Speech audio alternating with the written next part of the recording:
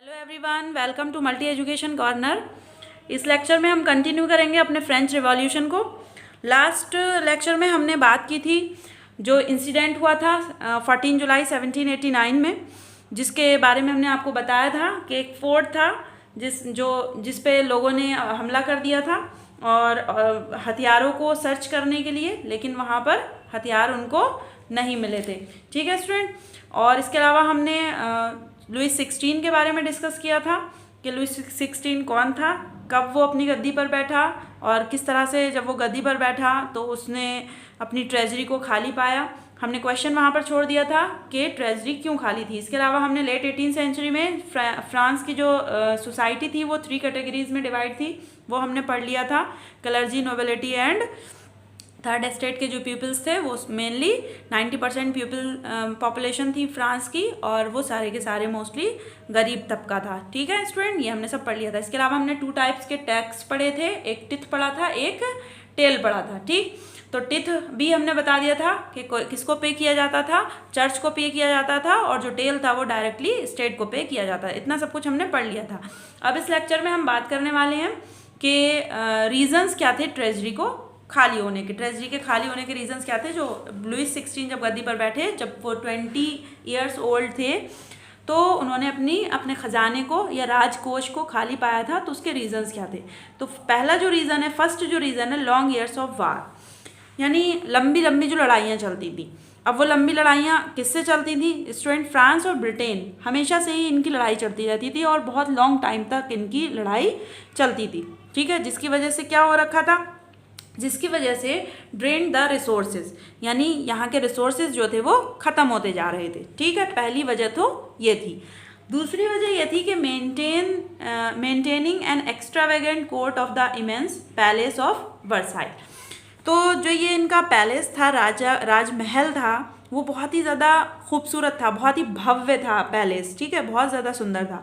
अब इतना शानदार महल तो बना हुआ था, लेकिन जब लुइस 16 की बारी आई राजा बनने की, तो क्या हुआ कि इसके मेंटेनेंस में बहुत ज़्यादा पैसा खर्च हो रहा था। ठीक है ना, और उतना इनकी ट्रेजरी में पैसा नहीं था। तो दूसरी वजह इसकी ये भी रही कि ट्रेजरी खाली होने की, कि जो भव्य इनका शानदार पैलेस था बहुत ही ज़्यादा, उसके मेंटेनेंस में बहुत ज़्यादा खर्चा आ रहा था। ठीक, तीसरा जो थर्ड कॉज था वो ये था कि American war of independence. Student, जिस तरह से इंडिया ब्रिटेन की कॉलोनी था, उसी तरह से अमेरिका भी स्लेव था, किसका? ब्रिटेन का। और इधर फ्रांस और ब्रिटेन की भी लड़ाई चलती रहती थी।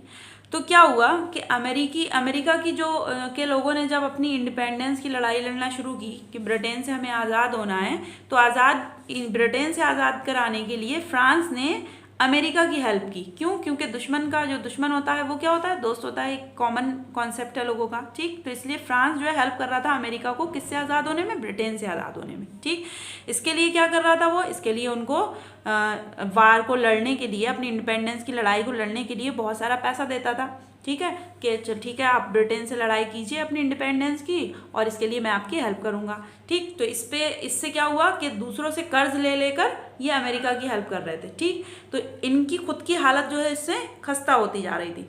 ठीक है, और इन पर बहुत ज़्यादा कर्ज बढ़ गया था। ठीक, तो दूसरा कितना कर्ज बढ़ गया था इनके ऊपर? 2 बिलियन लेवर का कर्ज इनके ऊपर हो गया था। अब ये जो कर्ज इन्होंने दूसरे लोगों से या दूसरी कंट्रीज से लिया था, उन्होंने भी इस चीज़ का फ़ायदा उठाया। उन्होंने क्या करना शुरू कर दिया? जो फोर्थ हमारा कॉज है एम्पिटी का ट्रेजरी के, वो ये है कि हाई इंटरेस्ट ऑफ लोन्स, यानी जो इन्होंने लोन लिए दूसरे लोगों को देने के लिए, इंडिपेंडेंस की लड़ाई को लड़ने के लिए, या दूसरी कंट्रीज से जो लड़ाइयाँ हो रही थी, तो मोस्टली अमेरिका की इन्होंने हेल्प की, तो वो जो लोन लिया था उस पर हाई इंटरेस्ट दूसरी कंट्रीज या लोग जो हैं वो लेने लगे। तो large amount was spent on paying taxes, यानी टैक्सेस के ओनली इंटरेस्ट को पे करने के लिए लार्ज अमाउंट जो है वो कहाँ से जाने लगा? ट्रेजरी से जाने लगा। ठीक, तो एक तो ये कि लॉन्ग ईयर की वॉर हुई ब्रिटेन से, जिससे रिसोर्सेज खत्म हो गए। सेकंड का सबसे बड़ी वजह ये कि जो कोर्ट था, जो पैलेस था राजा का, उस पर बहुत ज़्यादा मेंटेनेंस में खर्च हो रहा था। थर्ड कॉज ये था कि जो अमेरिका की इंडिपेंडेंस की लड़ाई थी, इसमें जो ब्रिटेन के अंडर कंट्रोल था अमेरिका, तो अमेरिका को भी इन्होंने हेल्प किया ब्रिटेन से आज़ाद होने में। ठीक, ठीक है। और फोर्थ हमने ये बताया कि इनके ऊपर जो कर्ज बढ़ा, जो उन्होंने कर्ज ले रखा था दूसरों की हेल्प के लिए, उस पर लोगों जो दूसरी कंट्रीज थी उन्होंने हाई इंटरेस्ट वसूल किया, जिसकी वजह से हाई अमाउंट स्पेंड करना पड़ता था ट्रेजरी से इसके टैक्सेस को पे करने के लिए। ये कॉजेज हम पढ़ रहे हैं ट्रेजरी के एम्प्टी होने के, ठीक है। नेक्स्ट जो पॉइंट है वो ये रेगुलर एक्सपेंसेस। अब रेगुलर के खर्चे भी तो रहते हैं ना, तो जो रेगुलर के खर्चे थे वो किन किन चीज़ों पे, आर्मी पर, क्योंकि आर्मी भी रखना पड़ती थी, कोर्ट पर, गवर्नमेंट ऑफिसेस पर, ठीक है, यूनिवर्सिटीज़ पर। तो जो डेली के जो एक्सपेंसेस थे, रेगुलर जो एक्सपेंसेस थे वो भी थे, और उसमें के लिए भी पैसा जो है किससे जा रहा था, ट्रेजरी से ही जा रहा था, यानी सरकारी या राजा के राजकोष से ही जाता था। इसके अलावा टैक्स, सबसे बड़ा जो वजह थी, tax was paid only by the third state, यानी जो टैक्स पे किया जाता था वो किसके द्वारा पे किया जाता था, सिर्फ और सिर्फ थर्ड स्टेट के लोगों से ही टैक्स लिया जाता था, यानी पे किया जाता था सिर्फ थर्ड स्टेट के द्वारा। फर्स्ट स्टेट और सेकंड स्टेट के लोग जो हैं वो टैक्स पे नहीं करते थे। अब ये सबसे बड़ी वजह अगर हम देखें तो क्यों, क्योंकि ट्रेजरी से निकाला तो बहुत कुछ जा रहा था, और अगर उसमें डिपॉजिट करने की बारी आ रही थी तो वो कौन लोग कर रहे थे, जो ऑलरेडी गरीब थे, जो ज़्यादा टैक्स पे नहीं कर सकते थे, ठीक है। अब भी जो टैक्स पे किया जा रहा था वो सिर्फ और सिर्फ थर्ड स्टेट के पीपल्स के द्वारा पे किया जा रहा था। अब next point, king was forced to increase the tax. अब इतने सारे खर्चे थे, इतने सारे खर्चों को देखते हुए जो किंग था उसने क्या किया, उसने टैक्स को इंक्रीज करने के लिए फोर्स करना शुरू कर दिया। और इंक्रीज किए तो किसके ऊपर टैक्स इंक्रीज किए, वही थर्ड स्टेट के पीपल्स के। यानी इतना सारा कंडीशन खराब होने के बावजूद भी जो माइंड मेकअप था किंग का वो यही था कि अभी भी थर्ड स्टेट जो है वो टैक्स को पे करेगा, ठीक है स्टूडेंट। तो ये इतने सारे पॉइंट हमने देखे। स्पेसिफिक क्वेश्चन भी बन जाता है इससे, क्या बनता है कि what were the various reasons for empty treasury. तो स्टूडेंट आप इतने पॉइंट्स भी अगर इसमें लिख देंगे तो आपका क्वेश्चन अच्छा बन जाएगा, ठीक है स्टूडेंट। तो ये आपने इतने सारे पॉइंट्स देखे जिससे कि ये क्लियर हो गया कि जो ट्रेजरी थी, जो राजकोष था, वो इतनी तेज़ी से खाली क्यों हुआ, और जब लुईस 16 गद्दी पर बैठा तो उसको ये ट्रेजरी पूरी तरह खाली क्यों मिली। अब जो नेक्स्ट टॉपिक है स्टूडेंट वो ये है struggle to survive substance crisis, यानी एक क्राइसिस उत्पन्न हुए, एक न्यू टॉपिक है स्टूडेंट ये इसमें इसी फ्रेंच रिवॉल्यूशन में ही वो हम अब डिस्कस करने वाले हैं। सब्सटेंस क्राइसिस क्या होते हैं स्टूडेंट, सबसे पहले यही देख लेते हैं क्या होता है सब्सटेंस क्राइसिस। क्वेश्चन यहाँ पर शो हो रहा है। तो स्टूडेंट जब कॉमन चीज़ों के लिए, यानी डेली बेसिस पर जो हमारी नीड्स रहती हैं उनके लिए, ठीक है, कोई क्राइसिस उत्पन्न हो जाए, कोई ऐसा क्राइसिस उत्पन्न हो जाए जो लोगों को वो चीज़ें प्रोवाइड ना हो, ठीक है, उसको कहते हैं सब्सटेंस क्राइसिस। वो क्यों उत्पन्न हुआ, सबसे पहली वजह थी increasing of population. Student 23 million population थी फ्रांस की 1975 में, और जो हो गई थी 28 मिलियन 1789 तक पहुँचते। सॉरी स्टूडेंट यहाँ पर मिस्टेक हो गई है, 1775, यहाँ पर आप डेट ठीक कर लेंगे, 1775 में यहाँ की जो पॉपुलेशन थी वो थी 23 मिलियंस, और ये 1789 तक पहुँचते 28 मिलियन हो गई थी। यानी इंक्रीजिंग ऑफ पॉपुलेशन भी सब्सटेंस क्राइसिस की एक सबसे बड़ी वजह थी। अब जाहिर है कि पॉपुलेशन बढ़ेगी तो किस चीज़ की डिमांड बढ़ जाएगी, increase in the demand for the food grain की डिमांड बढ़ेगी। अब फूड ग्रेन की डिमांड बढ़ेगी, मान लो फूड ग्रेन बहुत ज़्यादा प्रोडक्शन उसका हो नहीं रहा है, ठीक, तो कौन लोग सर्वाइव कर पाएंगे, जिनके पास ज़्यादा पैसा होगा। फॉर एग्जाम्पल अभी कोई ब्रेड मिल रहा था 1 रुपये का, ठीक है, पॉपुलेशन इंक्रीज होने से इसकी डिमांड ब्रेड की बढ़ी, तो वो ब्रेड जो है वो अब 10 रुपीज़ का मिलने लगा, 1 रुपीज़ से उसका इंक्रीज़ हो गया, 10 रुपीज़ का मिलने लगा। तो वो जो 10 रुपीज़ का ब्रेड मिल रहा है, अब उस पॉपुलेशन में से जो वेल्दी पीपल्स होंगे, जो पैसे वाले लोग होंगे, वो क्या होंगे, वो 10 रुपीज़ का ब्रेड लेकर खा सकते हैं। लेकिन जो पुअर होंगे, वो जिनके पास ऑलरेडी 2 रुपीज़ या 1 रुपीज़ या 3 रुपीज़ हैं, तो वो क्या 10 रुपीज़ का ब्रेड परचेज कर पाएंगे, नहीं कर पाएंगे। तो उसी कंडीशन को कहते हैं हम सब्सटेंस क्राइसिस, ठीक है स्टूडेंट। तो ये पहली वजह थी, सबसे बड़ा कारण यही था, कॉज यही था कि 23 मिलियन 1775 में यहाँ की पॉपुलेशन थी, लेकिन 1789 तक पहुँचते ये 28 मिलियन हो गई।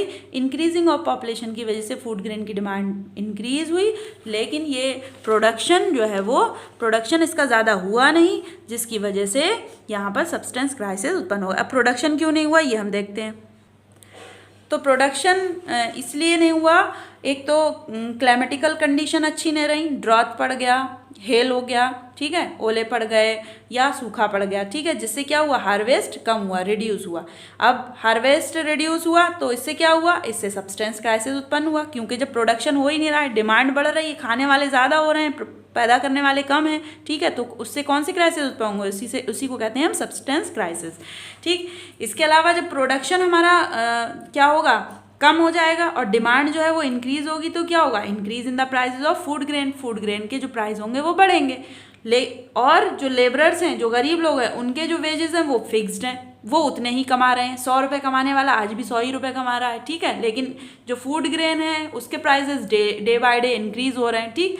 तो ये वजह थी जिसकी वजह से ये स्ट्रगल टू सर्वाइव, यानी लोगों को अपने जिंदा रहने के लिए जो सर्वाइव करना पड़ रहा था वो वहाँ पर उत्पन्न हुआ। ये इंसिडेंट्स हैं, वन बाय वन हम इनको डिस्कस कर रहे हैं। फर्स्ट इंसिडेंट जो लास्ट में हुआ है हमने सबसे पहले डिस्कस कर लिया। पीछे से हमने कहानी शुरू की थी कि कब कौन राजा बना, कैसे बना, उसको ट्रेजरी अपनी कैसे मिली, ट्रेजरी खाली होने के कौन कौन से कारण थे, किंग ने फिर से इंक्रीज करने की सोची टैक्सेस को, लेकिन स्ट्रगल लोगों को करना पड़ रहा था खुद के सर्वाइवल के लिए ही, जिसकी वजह से सब्सटेंस क्राइसिस वहाँ पर उत्पन्न हुए। सब्सटेंस क्राइसिस क्या होते हैं ये भी हमने बता दिया, जब कॉमन नेसेसरी जो थिंग्स होती हैं वो हमको ना प्रोवाइड हों, जैसे कि फूड ग्रेन, जिंदा रहने के लिए खाना, वो प्रोवाइड ना हो पाए, जिसकी वजह से ये क्राइसिस उत्पन्न हुए, ठीक है। इनकी वजह क्या थी, एक तो पॉपुलेशन में इंक्रीज हुआ, सेकंड थिंग प्रोडक्शन में कमी आई। प्रोडक्शन में क्यों कमी आई, क्योंकि वहाँ पर क्लाइमेटिकल कंडीशन ऐसी रही जिसकी वजह से प्रोडक्शन में कमी आई। प्रोडक्शन में कमी आने के साथ साथ डिमांड भी बढ़ी, क्योंकि पॉपुलेशन ज़्यादा बढ़ गई थी, और डिमांड बढ़ने की वजह से प्राइजेस जो हैं वो फूड ग्रेन के इंक्रीज हुए, लेकिन जो वेजेस थे लेबरर्स के वो उस वक्त भी फिक्स थे, यानी कम थे, जिसकी वजह से लोगों को जिंदा रहने के लिए भी स्ट्रगल करना पड़ रहा था। इसी कंडीशन को हम क्या कहते हैं, सब्सटेंस क्राइसिस कहते हैं। अब नेक्स्ट टॉपिक स्टूडेंट हम जो इसमें डिस्कस करने वाले हैं वो है growing middle class. Middle class यानी जो हमारा थर्ड स्टेट के प्यूपल हैं, ठीक है। थर्ड स्टेट के प्यूपल्स में कुछ लोग ऐसे थे जो ग्रो कर गए। Growing middle class envisages in end of privileges, ठीक है। एक ऐसा सेक्शन थर्ड स्टेट का जो बिकम प्रॉस्पेरस, जो अमीर बन गया, जिसके पास पैसा आ गया। अब हमें ये देखना है वो लोग थे कौन और हाउ, वो कैसे अमीर बने, ठीक है। तो कैसे अमीर बने, वो एक तो थे कौन, मर्चेंट थे, ट्रेडर्स थे, लॉयर्स थे, मैन्युफैक्चरर्स थे, इस तरीके के लोग थे, ठीक है। या तो मर्चेंट थे या फिर ट्रेडर्स थे या लॉयर्स थे या मैन्युफैक्चरर थे, ठीक।